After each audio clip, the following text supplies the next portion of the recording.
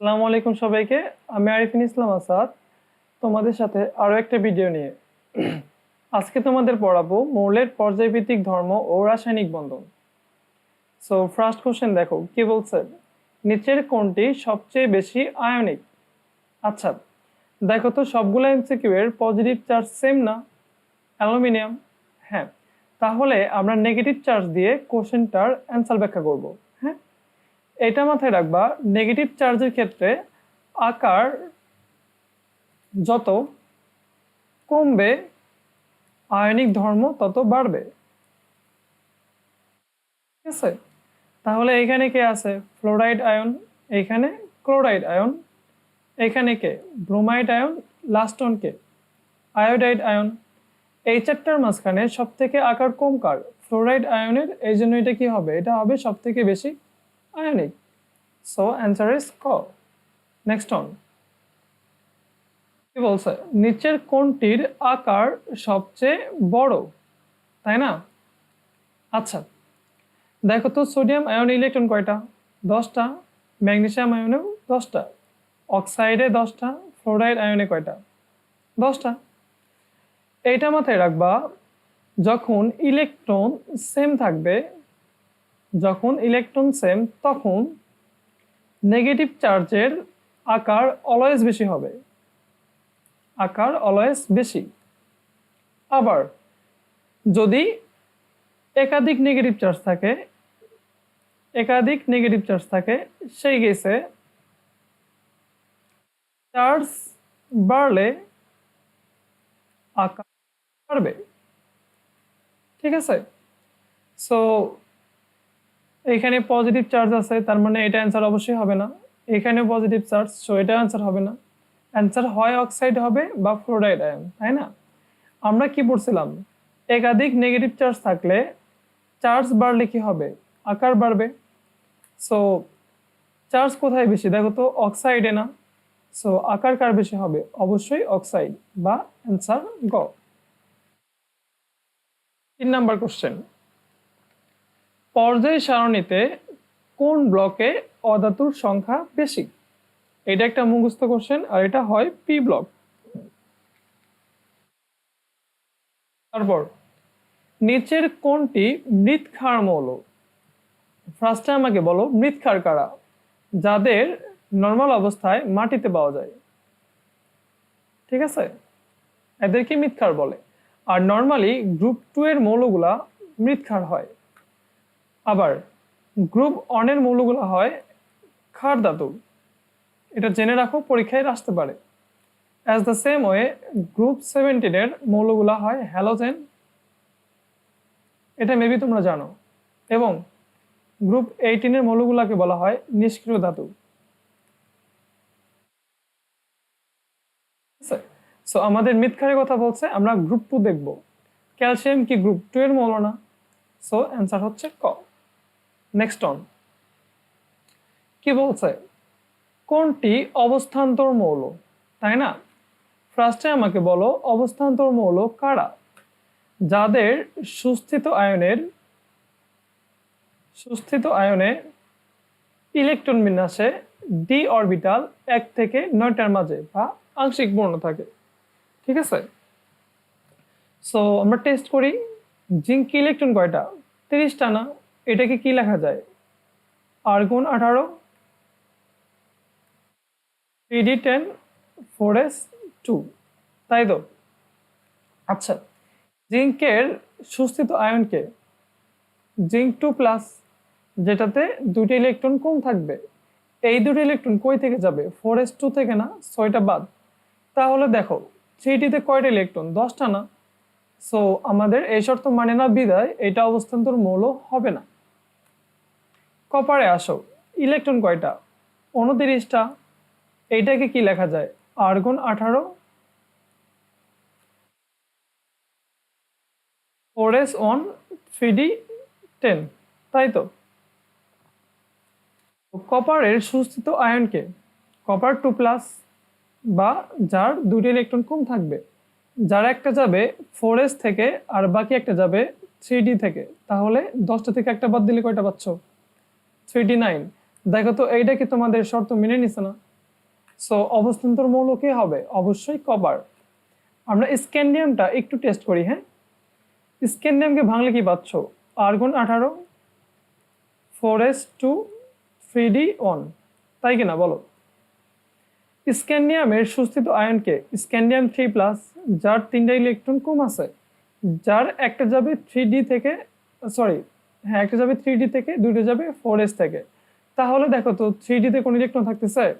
Not really, তার মানে এটা অবস্থান্তর মৌল না। আর পটাশিয়াম এমনিই হবে না। Hopefully idea clear. নেক্সট অনে আসো। কি বলছে? নিচের কোনটি প্রসম অক্সাইড? এটা মাথায় রাখবা, নাইট্রিক অক্সাইড আর কার্বন মনোক্সাইড গ্যাসকে প্রসম অক্সাইড বলা হয়। 7 নাম্বার কি বলছে? সর্বাধিক তড়িৎ ঋণাত্মক মৌলের সর্বশেষ শক্তি স্তরের ইলেকট্রন বিন্যাস কোনটি?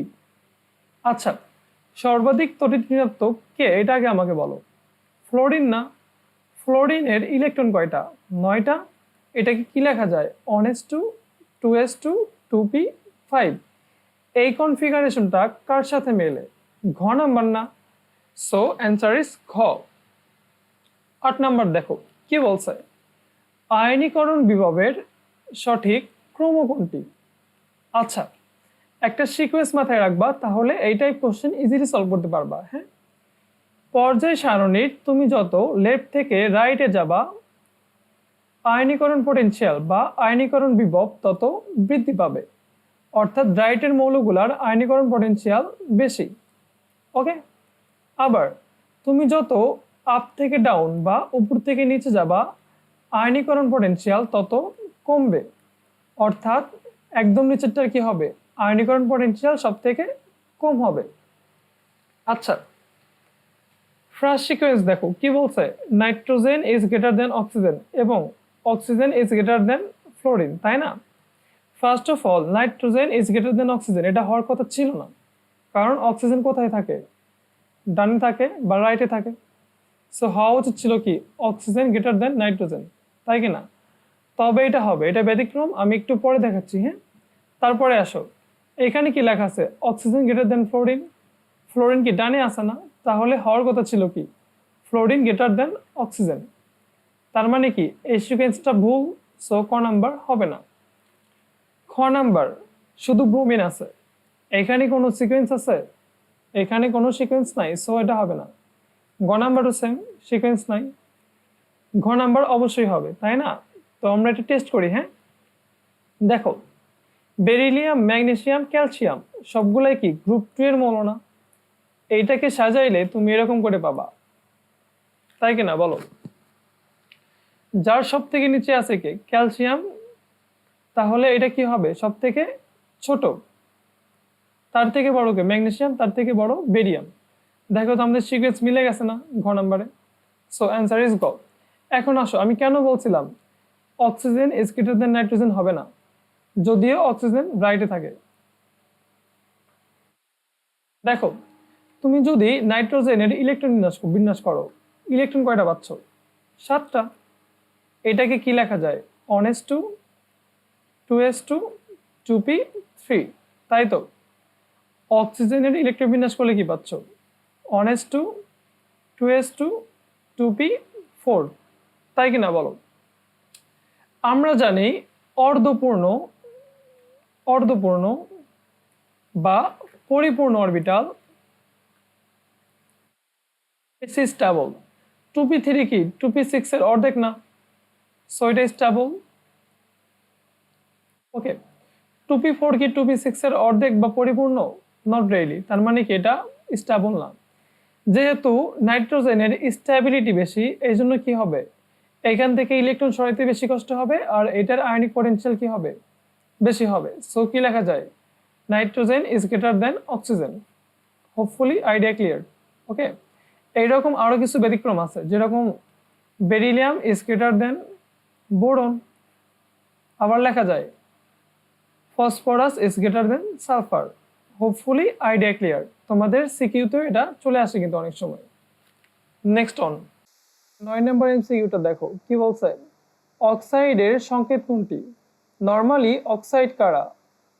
নাইট্রোজেন ডাইঅক্সাইড, কার্বন ডাইঅক্সাইড, এগুলা কিনা বলো? এইগুলাতে অক্সিজেনের চার্জ কত? 2 নেগেটিভ। তুমি যদি সেপারেট করো তাহলে কি পাচ্ছ দেখো তো, এটার সাথে মিলে যাচ্ছে না। সো অ্যান্সার হচ্ছে ঘ। 10 নাম্বার কি বলছে?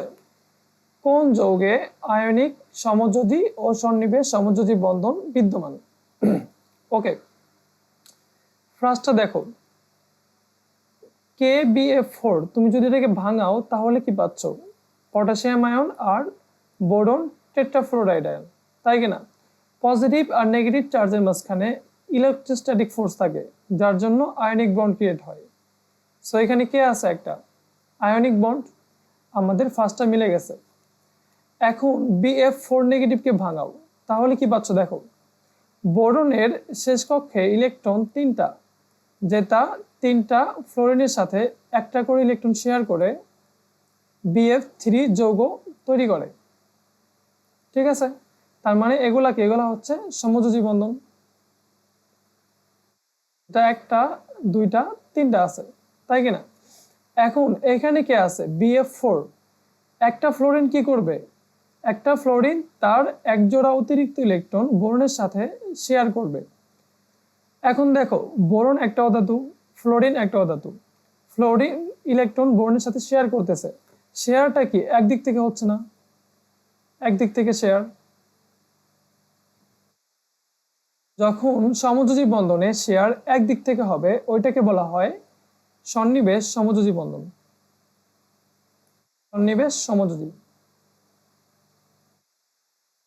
ঠিক আছে, তার মানে কি এটা কি বন্ধনে আছে? সন্নিবেশ সমযোজী বন্ধনে। এটা ইংলিশ টার্মস হচ্ছে কোঅর্ডিনেট কোভ্যালেন্ট বন্ড। তাহলে দেখো, আমাদের সমযোজী বন্ধন পেয়ে গিয়েছিলাম, আমরা সন্নিবেশ সমযোজী বন্ধন পেয়ে গেছি। সো অ্যান্সার ইজ ক। তোমরা খ, গ, ঘ এগুলা কেন হবে না একটু চিন্তা করবা। হ্যাঁ, ওকে, নেক্সট অন। কি বলছে? কোনটি অম্লধর্মী অক্সাইড? ফার্স্ট অফ অল, অম্লধর্মী অক্সাইড কারা? যেসব অক্সাইডের সাথে পানি যোগ করলে একটা অ্যাসিড তৈরি হয় তাদেরকে বলা হয় অম্লধর্মী অক্সাইড। ওকে, এইবার কার্বন মনোক্সাইডের সাথে পানি যোগ করো একটা, কোনো কি অ্যাসিড পাবা? না, তার মানে কি এটা কোনো অম্লধর্মী অক্সাইড না। জিঙ্ক অক্সাইড এর সাথে পানি যোগ করো, তাহলে কি পাচ্ছ? সোডিয়াম জিঙ্কেট। এটা একটা ক্ষার বা বেস, এটা কোনো অ্যাসিড না, তার মানে কি এটাও অম্লধর্মী অক্সাইড না। ক নম্বরে চিন্তা করো, বোরন অক্সাইড এর সাথে পানি যোগ করো, তাহলে কি পাবা তুমি? HBrO3, যেটাকে বলা হয় বোরিক অ্যাসিড। বোরিক অ্যাসিড, এটা কি একটা অ্যাসিড না? সো গ নাম্বার হবে অ্যান্সার, বা এটা একটা অম্লধর্মী অক্সাইড। নেক্সট অন, আমরা গ্রাফ একটু পরে সলভ করি। হ্যাঁ, 14 নাম্বার দেখো কি বলছে? কোনটির কেন্দ্রীয় পরমাণুর সংকরায়ন ভিন্ন? শর্টকাট মাথায় রাখো, যদি কোনো যৌগে চার্জ থাকে, কি বলছে আমি, কোনো যৌগে চার্জ থাকলে সংকরায়ন ভিন্ন হয়। ভিন্ন হয়। এখন এই 4টা যৌগে আয়ন কার মাথায় আছে? অ্যামোনিয়াম আয়নে না। সো এটা কি হবে? এটার সংকরায়ন ভিন্ন হবে। অ্যান্সার ইজ খ।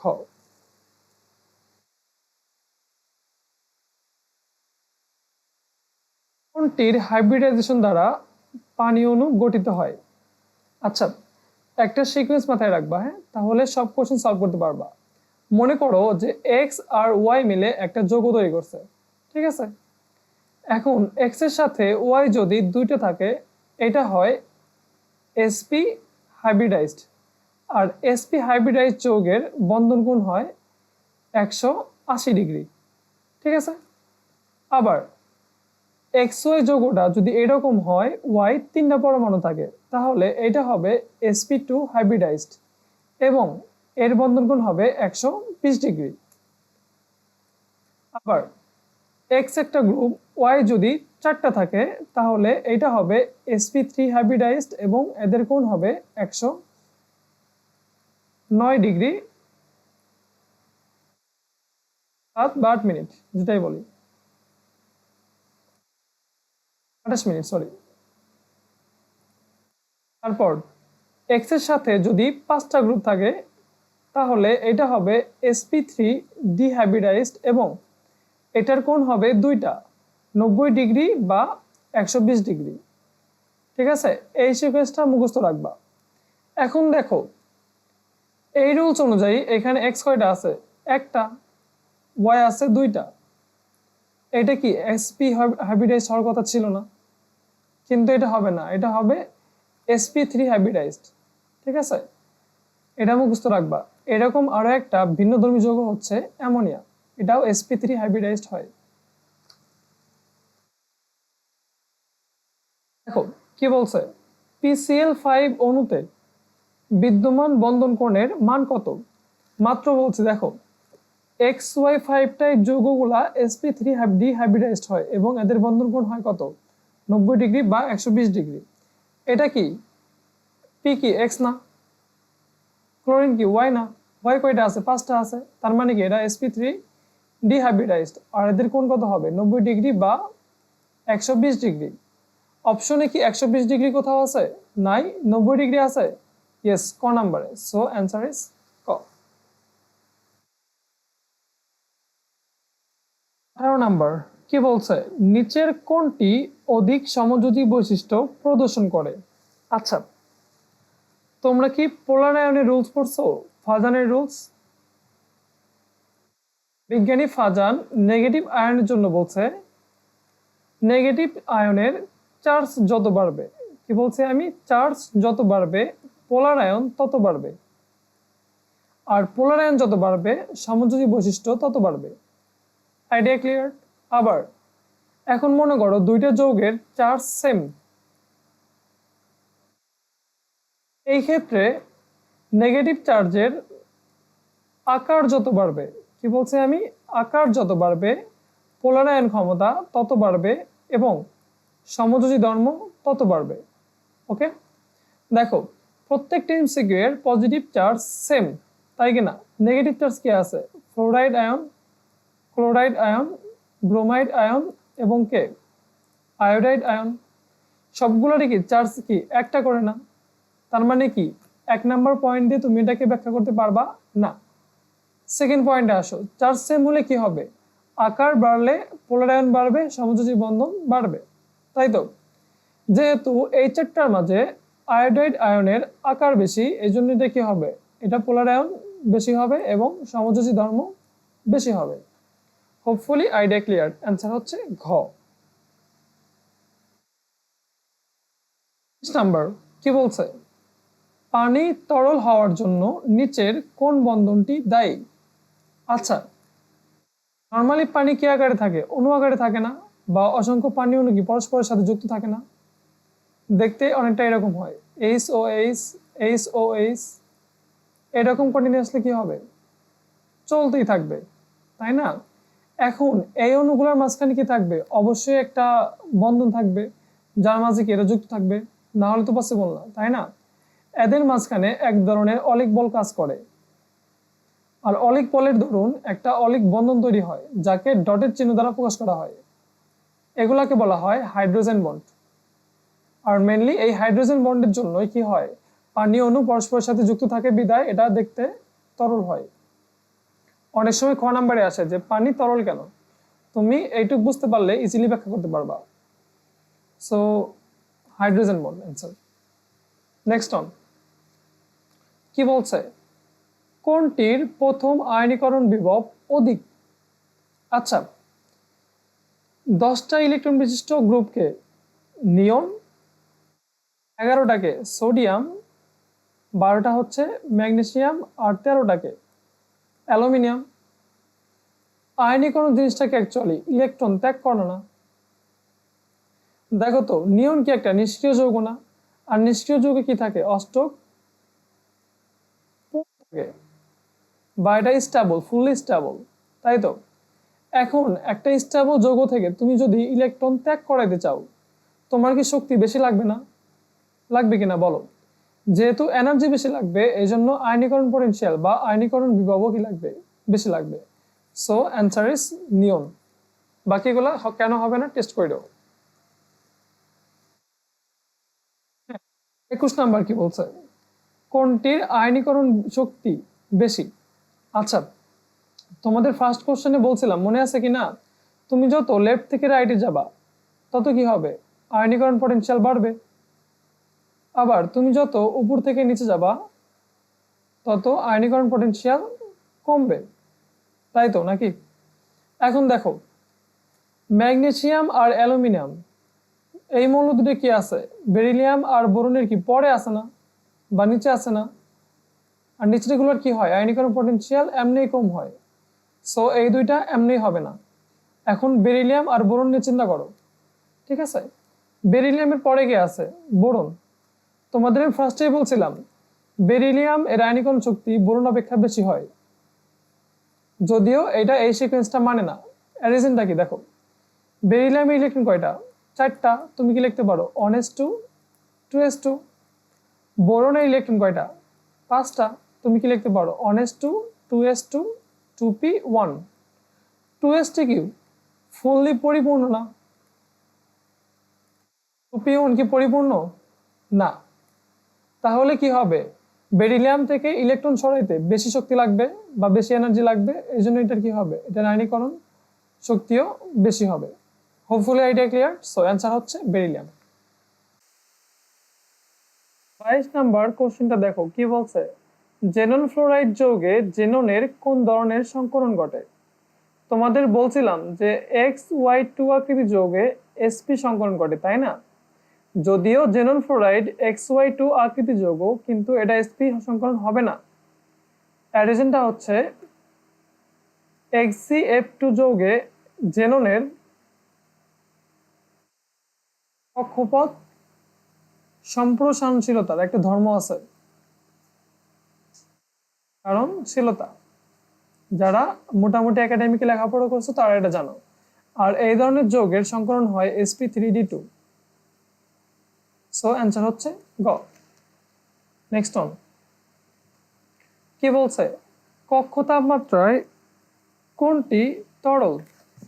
আচ্ছা দেখো, ফ্লোরিন ক্লোরিন ব্রোমিন আয়োডিন সবগুলাই কি সমযোজী কিনা বলো, বা সবগুলি অধাতু কিনা? অবশ্যই অধাতু। আচ্ছা, আর এটা মাথায় রাখবা, পর্যায় সারণীর একমাত্র অধাতু হচ্ছে ব্রোমিন, যেটা তরল অবস্থায় পাওয়া যায়। সো অ্যান্সার হচ্ছে গ। এরকম একটা ধাতুর নাম বলতে পারবা যেটা তরল অবস্থায় পাওয়া যায়? চিন্তা করো, ঠিক আছে, বাসায় এটা চিন্তা করবা। ওকে, নেক্সট অন কি বলছে, রঙিন যৌগ কোনটি? তাই না? ফার্স্টে আমাকে বলবা রঙিন যৌগ কারা, যারা অবস্থান্তর যৌগ তারা কিনা বলো। অবশ্যই। এখন আমি টেস্ট করব এই 4টা গ্রুপের মাঝখানে অবস্থান্তর গ্রুপ কোনটা। আচ্ছা, জিঙ্ক এটা একটা অবস্থান্তর মৌল না, বা এটা একটা অবস্থান্তর ধাতু না। এটা আমি ফার্স্টে প্রমাণ করছিলাম। রিজনটা কি, এটার ডিতে পরিপূর্ণ ইলেকট্রন থাকে, সো এটা বাদ। স্ক্যান্ডিয়াম এটা একটা অবস্থান্তর মৌল না, কারণ এর ডিতে কোনো ইলেকট্রনই থাকে না সুস্থিত আয়নে, সো এটাও বাদ। এখন টাইটেনিয়াম আর ম্যাঙ্গানিজের মাঝে, ম্যাঙ্গানিজটা হয় কি অবস্থান্তর মৌল, সো অ্যান্সার হবে খ। 25 নম্বর দেখো কি বলছে, পোলারাইজেশন ধর্ম নিচের কোনটির সবচেয়ে বেশি? আচ্ছা, তোমাদের ফাজানের রুলস পড়াইছিলাম মনে আছে ক্যাটায়নের? সো ক্যাটায়নের ক্ষেত্রে চার্জ বাড়লে পোলারাইজেশন ধর্ম বৃদ্ধি পায়, ঠিক আছে? এটা 1 নাম্বার পয়েন্ট। আবার যখন চার্জ সেম থাকবে তখন আকার কমলে পোলারাইজেশন ধর্ম বৃদ্ধি পায়। লাস্ট অন, যাদের ইলেকট্রন বিন্যাসে 3D-তে ইলেকট্রন থাকে তাদের পোলারাইজেশন ধর্ম সর্বাধিক।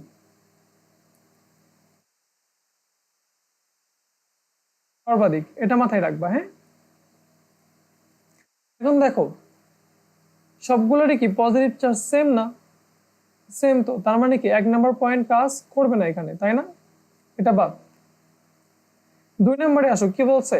চার্জ সেম হলে আকার কমলে কি হয়? পোলার আয়ন বাড়ে। যেহেতু বেরিলিয়াম আয়নের আকার সব থেকে কম, এই জন্য এটা কি হওয়ার কথা ছিল? এটা অ্যান্সার হওয়ার কথা ছিল, কিন্তু এটা হবে না। রিজনটা দেখো। থার্ড পয়েন্টে কি বলছে? 3D তে ইলেকট্রন থাকলে পোলারাইজেশন কি হয়? সর্বাধিক হয় না? হ্যাঁ, তুমি ক্যালসিয়াম আয়নের ইলেকট্রন বিন্যাসটা করবা, এখানে 3D থাকবে না, সো অ্যান্সার বেরিলিয়ামই হবে।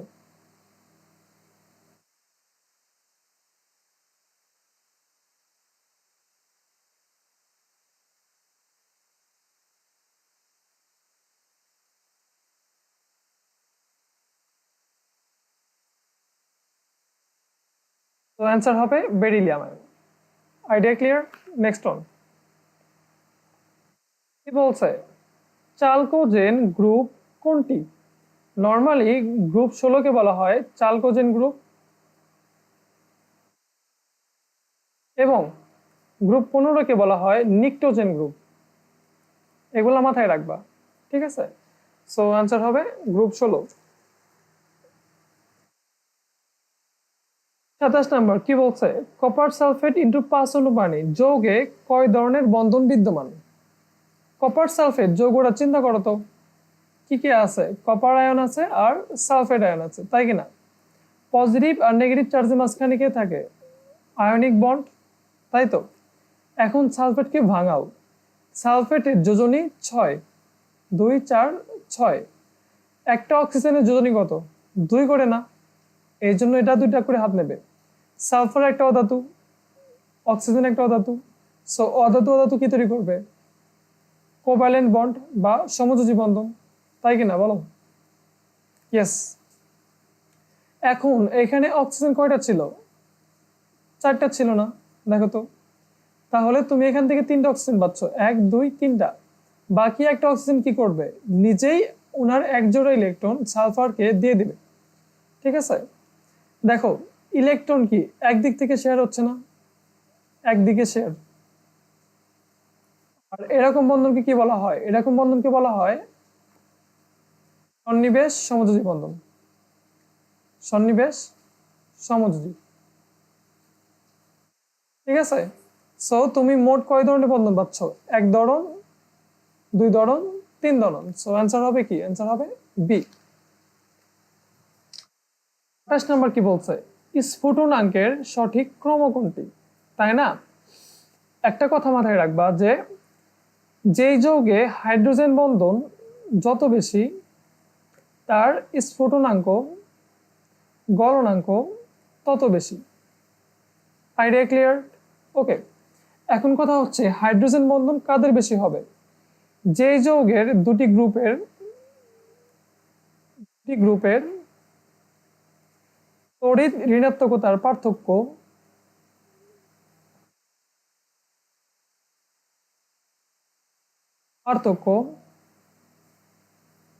যত বেশি হবে, তার হাইড্রোজেন বন্ড তত বেশি হবে। এখন দেখো এখানে কি কি যৌগ আছে? মিথেন, পানি, হাইড্রোজেন ফ্লোরাইড আর অ্যামোনিয়া, তাই কিনা? আচ্ছা, ফ্লোরিন এর তড়িৎ ঋণাত্মকতা কত? 4, অক্সিজেনের 3.5, নাইট্রোজেনের 3 এবং হাইড্রোজেনের কত? 2.1। এখন আমাকে বলো, এইচ আর এফ মিলে যে যৌগ তৈরি করে, এটার তড়িৎ ঋণাত্মকতা কি সর্বাধিক হবে না? পার্থক্যটা 4 থেকে 2.1 বাদ দাও, সর্বাধিক পাবা। এর থেকে কম কি হবে? অক্সিজেনের হাইড্রোজেন, তার মানে কি H2O। তার থেকে কম কি হবে? NRH বা NH3, তাই তো। সো সিকোয়েন্স কেমন হবে? হাইড্রোজেন ফ্লোরাইড গ্রেটার দেন পানি গ্রেটার দেন অ্যামোনিয়া। আর দেখো এইখানে কি কার্বন আছে? নাই। এটা মাথায় রাখবা, নাইট্রোজেন, অক্সিজেন আর ফ্লোরিন ব্যতীত অন্য কোনো মৌল হাইড্রোজেন বন্ধন দেয় না, ঠিক আছে? সো কার্বন হাইড্রোজেন বন্ধন দেবে না, সো এমনিতে এটা কি হবে? স্ফুটনাঙ্ক সব থেকে কম হবে। দেখো তো এই সিকোয়েন্সটা কোথায় আছে? গ নাম্বারে না? সো অ্যান্সার ইজ গ। কি বলছে? কোনটি পানিতে অধিক দ্রবণীয়? আচ্ছা, দেখো এইটা এমসিকিউটার সবগুলোরই কি নেগেটিভ চার্জ সেম, তার মানে কি পজিটিভ চার্জ দিয়ে আমাকে ব্যাখ্যা করতে হবে। এখানে পটাশিয়াম আয়ন, এখানে সোডিয়াম আয়ন, এখানে কে ম্যাগনেসিয়াম আয়ন, লাস্ট অন কে ক্যালসিয়াম আয়ন, তাই তো।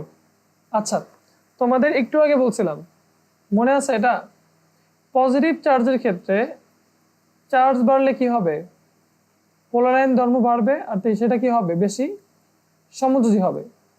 সো ম্যাগনেসিয়াম ক্যালসিয়ামের কি বলো,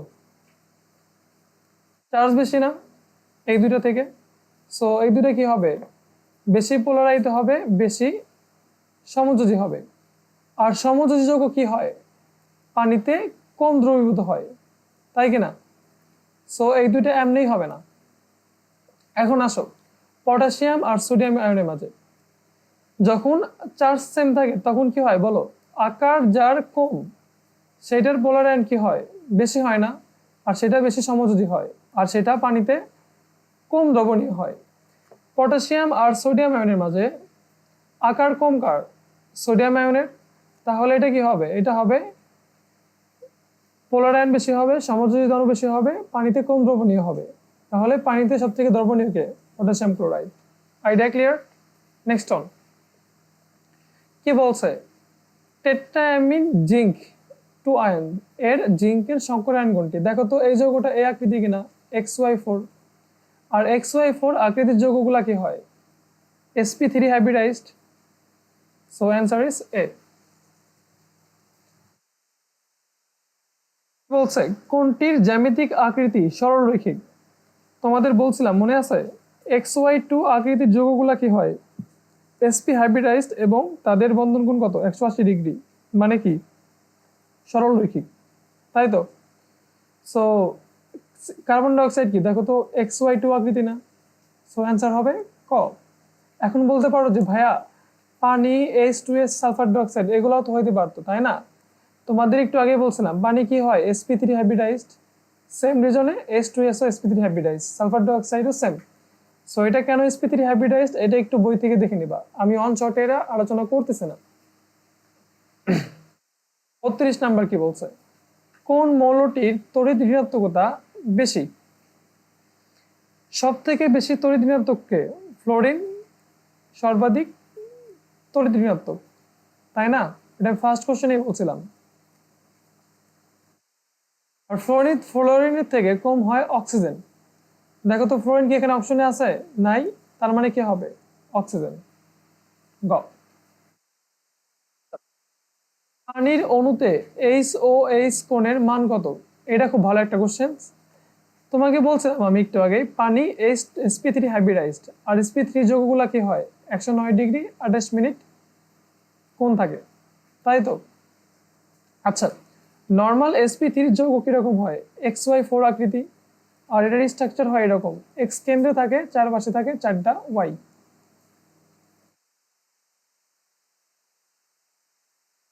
এই যৌগে কেন্দ্রীয় মৌলের কোনো লন পেয়ার থাকে না বিদায় সবগুলাই সেম আকর্ষণ করে, আর সবগুলা কি হয়, সরলরৈখিক হয়, আর মাঝখানে কোণ কত হয়, 109 ডিগ্রি 28 মিনিট।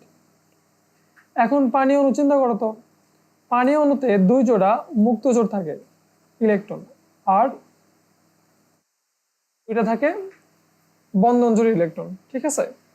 সো মুক্ত জোড় ইলেকট্রন আকর্ষণ, লন পেয়ার ইলেকট্রন আকর্ষণ লন পেয়ার বন পেয়ার থেকে বেশি হয়, আবার লন পেয়ার বন পেয়ার ইলেকট্রন বিকর্ষণ বন পেয়ার থেকে বেশি হয়।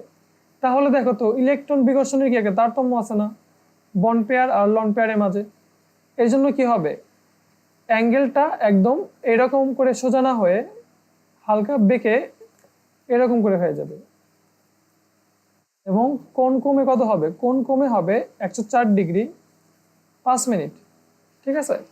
একটা হ্যাক্স মাথায় রাখো যে লন পেয়ার যৌগে যত বেশি কোণ তত কম হয়, ঠিক আছে।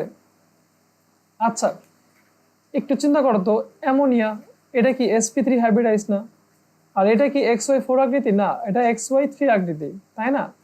এটা দেখতে অনেকটা যেরকম হয়, অ্যামোনিয়ার এক জোড়া একটা বন্ধন জোড় ইলেকট্রন থাকে, সরি মুক্ত ইলেকট্রন থাকে, আর তিনটা বন্ধনজয়ী ইলেকট্রন। দেখো তো এখানে লন পেয়ার একটা, পানিতে কয়টা ছিল? দুইটা ছিল। এই জন্য পানি কমে কত হয়েছে কোণ? 104°5'। আর এটা হবে 107°, 109° থেকে কমে। সো তোমাকে যদি ক্রম বলতো যে কোণের ক্রম দেখো, তাহলে কি করতা? XY4 greater than ammonia greater than কি হইতো? পানি হইতো। এই কোশ্চেনটা সিকিউতে প্রচুর আসে। যারা আমার কথা বুঝতে পারছো, হোপফুলি তারা সিকিউতে অ্যান্সার করতে পারবা। সো নেক্সট কোশ্চেন কি বলছে? অ্যামোনিয়া অণুতে কতটি সিগমা ইলেকট্রন আছে? আচ্ছা, অ্যামোনিয়া একটু আঁকাও তো, তাহলে কি পাচ্ছ? নাইট্রোজেনের 5টা বাইরে ইলেকট্রন থাকে, যার এক জোড়া হচ্ছে মুক্ত জোড়, আর বাকি 3টা হচ্ছে কি বন্ধন জোড়ে থাকে, 3টা হাইড্রোজেনের সাথে। এটা হচ্ছে অ্যামোনিয়ার ইনফ্রাস্ট্রাকচার, তাই না? একটা বন্ধনে 2টি ইলেকট্রন থাকে, যার একটা আসে নাইট্রোজেন থেকে, একটা আসে হাইড্রোজেন থেকে। বন্ধন কয়টা আছে? 3টা আছে না? আর 3 দুগুণে কয়টা ইলেকট্রন হয়? 6টা। সো মোট ইলেকট্রন কয়টা এখানে? সরি, 6টা। গো নাম্বার অ্যান্সার। 35-এ আসো, কি বলছে? অ্যাসিটিলিন অণুতে কোন বন্ধনসমূহ রয়েছে? এটা একটা ট্রিকি কোশ্চেন, আর এটা পারতে হবে। হ্যাঁ, অ্যাসিটিলিন আঁকাও তো, দেখো তো এরকম হয় না? একটা কথা মাথায় রাখবা, সেটা হচ্ছে যে গ্রুপের মাঝে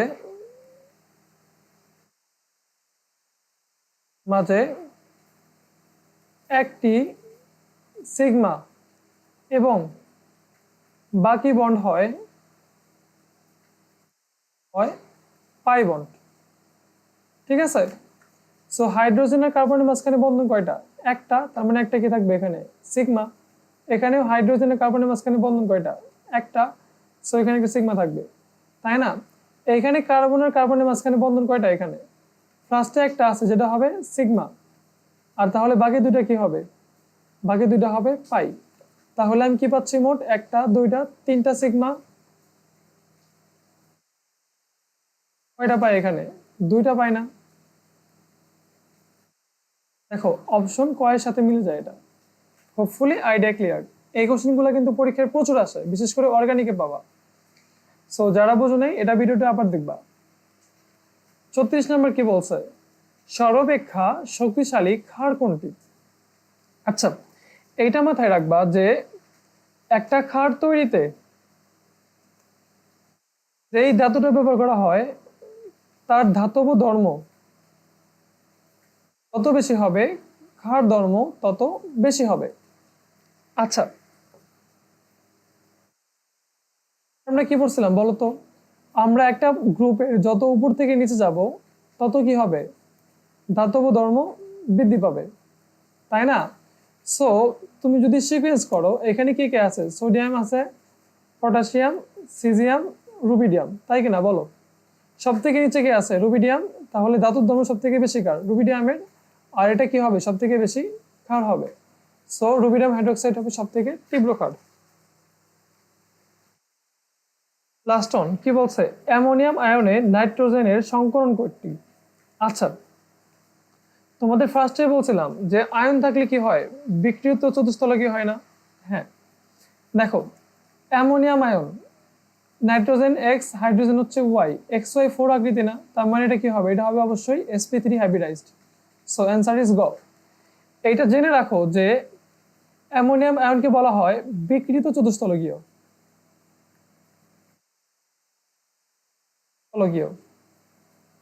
আর নর্মাল sp3 যৌগ হয় শুধু চতুস্থলকীয়।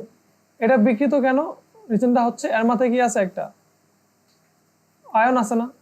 সো এটাই। সো আজকে ক্লাস এখানেই শেষ। I am signing out. তোমরা যারা ক্লাস দেখছো তাদের অবশ্যই থ্যাংক ইউ। ঠিক আছে, তোমরা নেক্সট ভিডিও ইনশাল্লাহ 2-1 দিনের ভিতরে পেয়ে যাবা। আর নেক্সট ক্লাস থাকবে কেমিক্যাল চেঞ্জ বা রাসায়নিক পরিবর্তনের উপর, 4th অধ্যায়। হ্যাঁ, till then stay tuned, and if you like this video please subscribe and hit the like button.